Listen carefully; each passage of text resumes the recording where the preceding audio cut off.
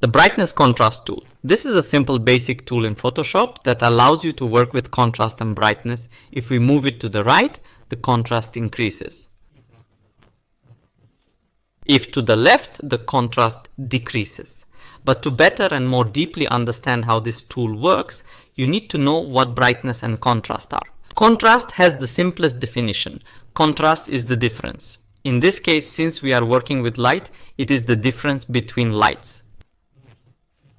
That is, the difference between light and dark. If I move the contrast slider to the right, everything light in the photo becomes lighter and everything dark becomes darker. And let's see. The dark parts became even darker. And our highlights, which are present in this photo, and for example our jacket, on the contrary, become additionally lighter. And the opposite action if we move the slider to the left. And what is brightness? Brightness is similar to contrast. It also deals with lighting, but it only works with the bright areas of the photo.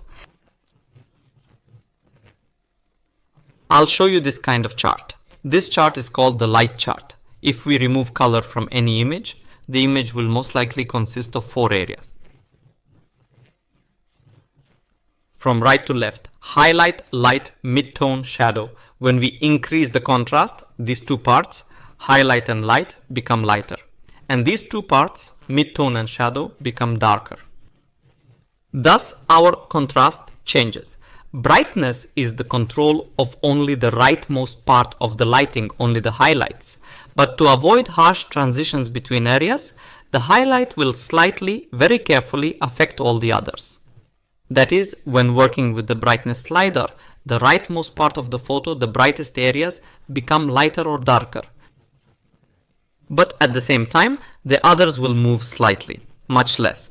And let's see in practice. You will see that the light areas change the most. Great. Now you know how the brightness contrast tool works.